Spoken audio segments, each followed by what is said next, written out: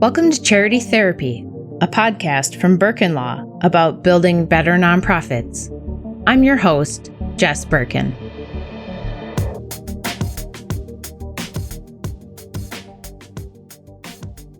Hello and welcome to this episode of Charity Therapy. I'm so happy to welcome Ephraim Gopin back to the podcast. Ephraim is the nonprofit fundraising and marketing expert behind agency 1832 Communications. Thanks for being here, Ephraim. Oh, a pleasure. Thanks for having me, Jess. Now, okay, folks, if you know Ephraim on Twitter, which if you don't, you should totes be over there because we are tearing it up on Twitter all the time and it's super fun. But if you're over there and you follow Ephraim, then you would already know that he hates Giving Tuesday with a passion. And that's what we're here to talk about today.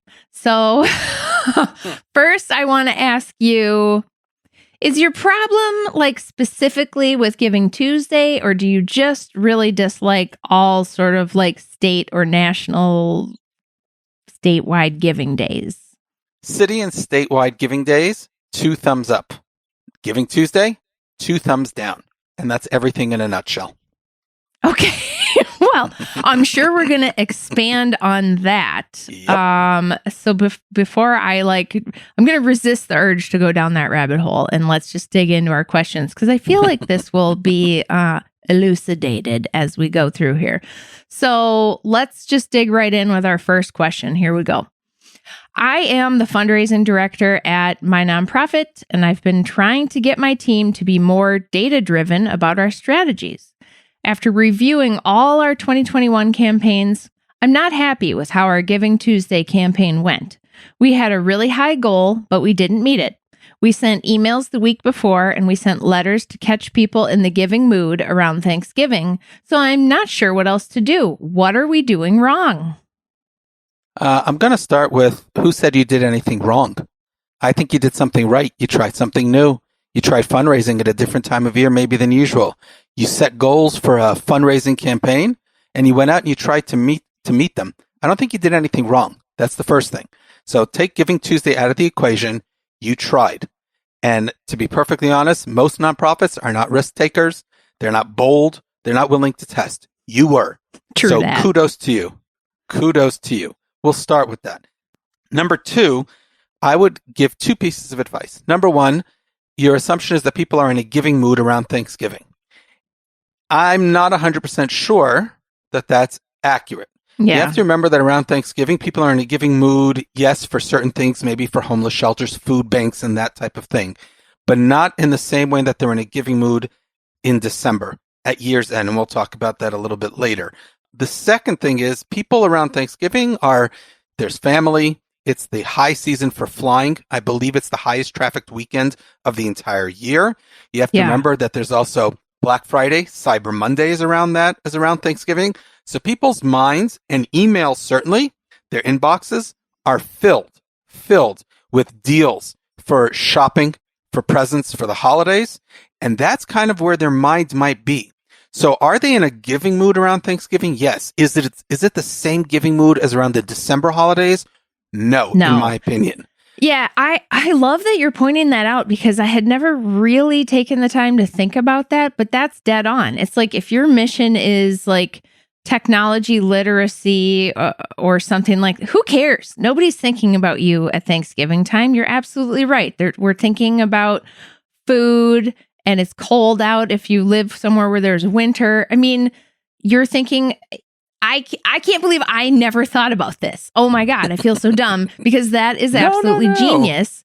No, but seriously though, that is like, duh, of course. And your inbox is completely flooded with all this other junk. And not to mention people are just like, let's be real, like the stress, the family stuff, the holidays, the like travel logistics, the hosting logistics that, if you're somewhere that celebrates Thanksgiving, which they are, that's obviously in the US. So that's like a US bias, but no, I'm sorry. They're not thinking about your mission potentially. So fully to you. That is correct. The other thing I would consider is, again, I'm going to start with the positive. You set goals. a lot of nonprofits don't necessarily set goals for their campaigns. They just say, raise as much as we can. That's not a goal. You actually set goals. Now, you didn't meet your goals. You didn't fail. What you did was, again, you tested something. I want you to go back and review those goals, and I want you to see if those goals were SMART goals. Were they attainable? Were they achievable? Was it something you actually could do, or was it just a number you picked out of a hat? Do you really know your donors? Do you know how your email fundraising and marketing works, or how it should work, or how it could work better? Take all that into account, review it, and then you'll do much better next year because you will have reviewed all your goals and you'll know this works, this doesn't. That's a positive to me. Again, so you set goals, review them, and see where you could do better and what worked, and then learn from that experience. Yeah, I love that too. Like, don't just throw it all up, throw your hands in the air and be like, well, it didn't work. We failed. Totally. No. We can learn from the successes, but I'm also a big fan of learning from the failures. And the more we learn, the better we are at our jobs. Right on. Well, let's move on. Question 2. My new nonprofit applied for tax exemption this past June. We got a lot of my nonprofits in these questions, which always just irritates me. Okay, anyway, my new nonprofit applied for tax exemption this past June, and we were hoping to get our C3 status by November. The plan was to launch our fundraising plans. Okay, weird writing. The plan was to launch our fundraising with a Giving Tuesday campaign when people are thinking about giving. Again, we have busted that myth, but we haven't gotten our status yet. I'm really worried about starting to ask for donations after this, since I know a lot of people do all their yearly giving around the holidays. Help.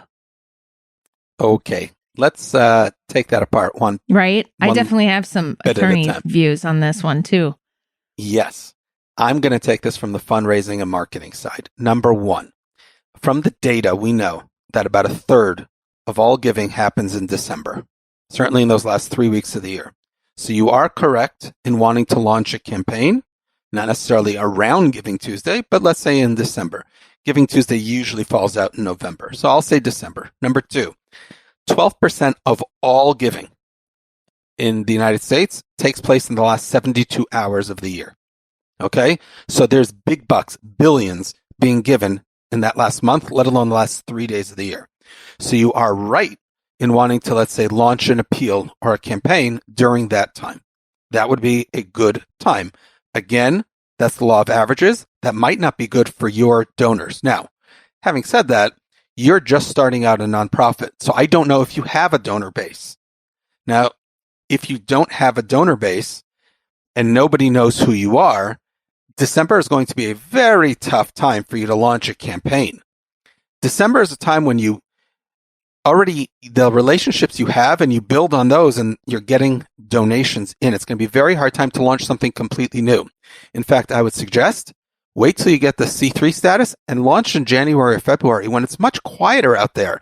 There's less news around giving and around nonprofits. You'll have more of an opportunity to get the word out and tell people and let them know about your mission and who you're helping and how donors can solve a problem in their community. That's what I would do. So I'd wait until you have that status and then go away from Giving Tuesday or end of year and launch at a time when it's more convenient for the prospective supporter who would want to, oh, I didn't know about them. I might be interested in them. That would be my advice. Yeah. So a couple things here just from my take. We don't know about this questioner's nonprofit, but there's one of two things.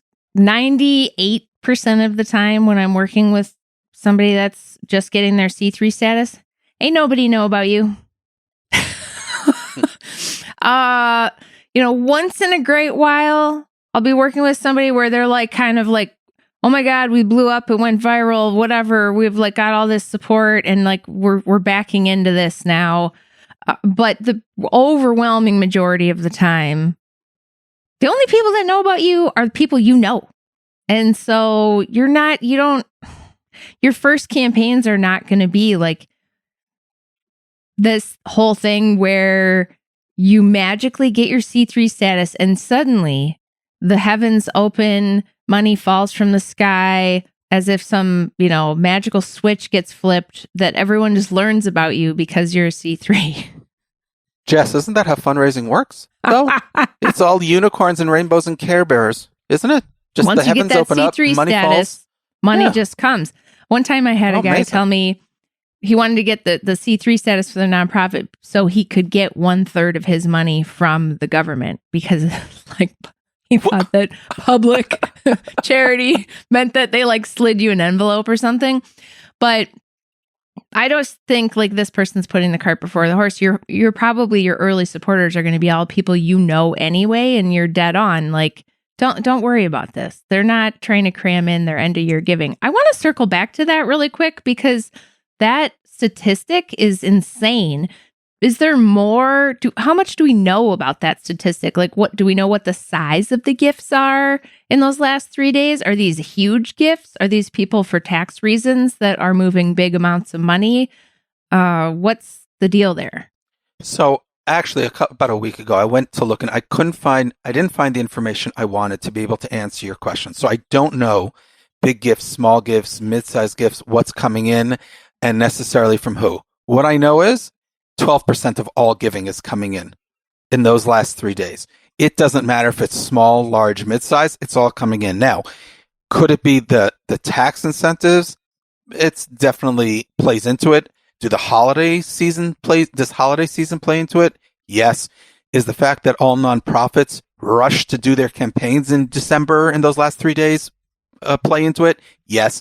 It's what I consider to be an amalgamation of factors, but you're talking raising a ton of money during those last 3 days. Okay, that's fascinating.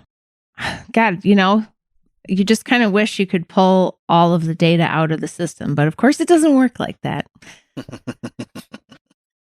Okay, so here we go. Last question. Over my years working in fundraising, I've realized a lot of the big general giving days like Giving Tuesday are pretty overblown. This year, I decided not to spend my time on any Giving Day campaigns and focus on things that have worked for us in the past. But I have a board member who seems to think I'm just being lazy. How can I convince her this is a good strategy for us? Oh boy, board members. They're right? Fun. Okay, first of all, let's start with the positive. Board members are giving their time, their experience, they're opening doors, they're volunteering. All good.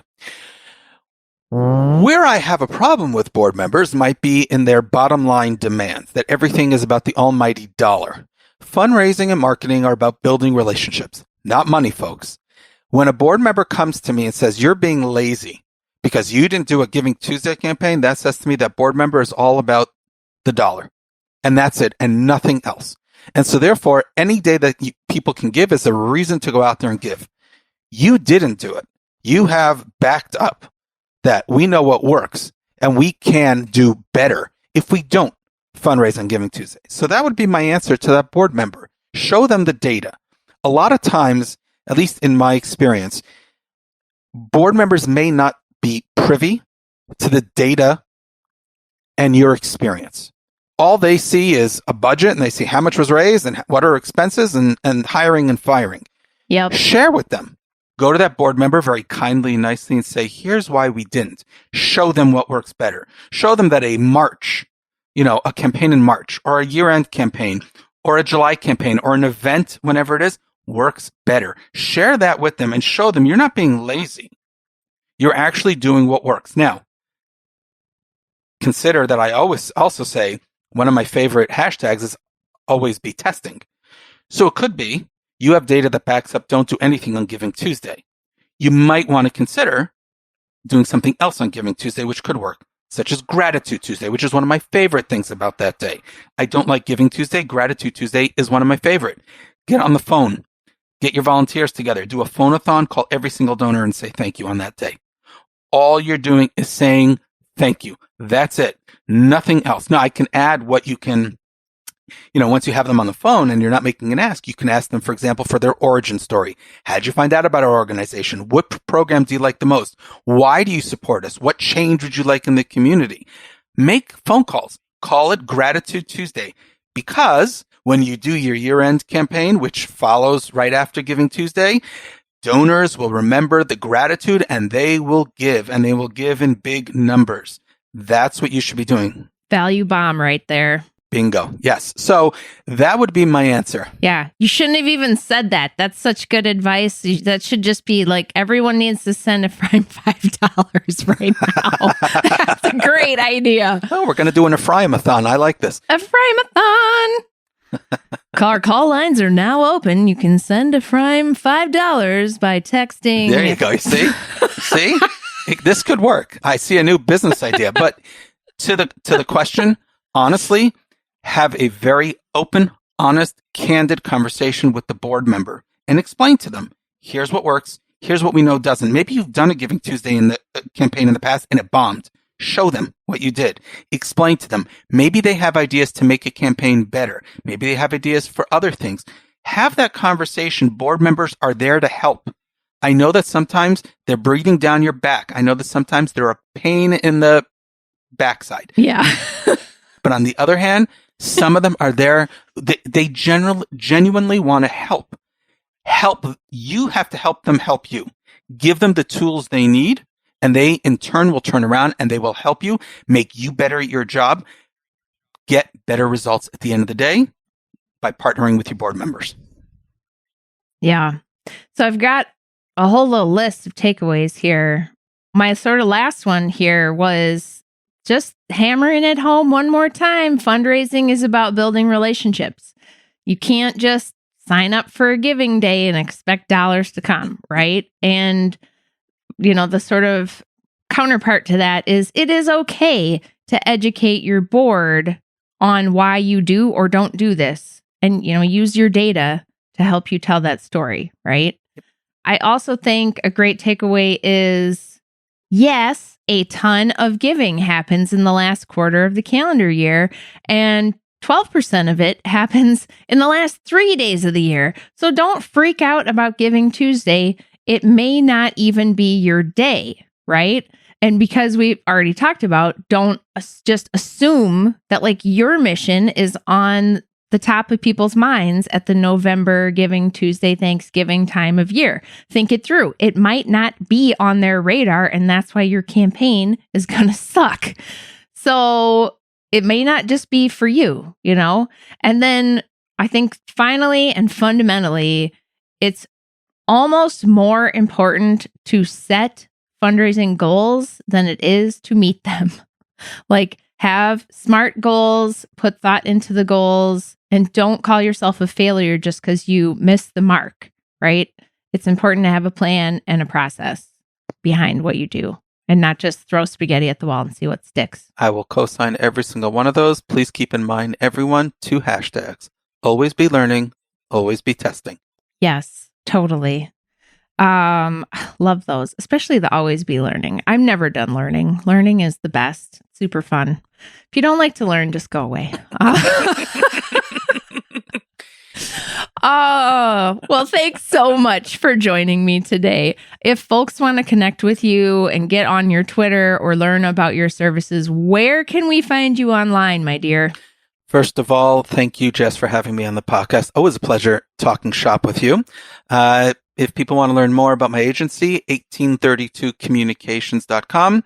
And of course, I'm always happy for people to connect with me on Twitter and on LinkedIn. Find me by my name, Ephraim Gopin. There you go. Folks, if you enjoyed this episode, do me a huge favor. Share it with a friend. Rate, review, subscribe in your podcast app. It really does make a difference. And if you have a question or a story to share, I'd love to hear from you. So send me a note online at charitytherapy.show or leave me a voice memo by calling 612-208-9120. Thanks for listening. All right, folks, that's our show. Be sure to follow me on Instagram or Twitter at Jess Birkin. We want to hear from you. Send us a message at our website, charitytherapy.show. And don't forget to subscribe to our newsletter at birkinlaw.com/signup. Charity Therapy is a production of Birkin Law Office, PLLC. Our theme song is by Whalehawk. And remember, folks, this podcast is produced for your entertainment and is not a substitute for actual legal advice.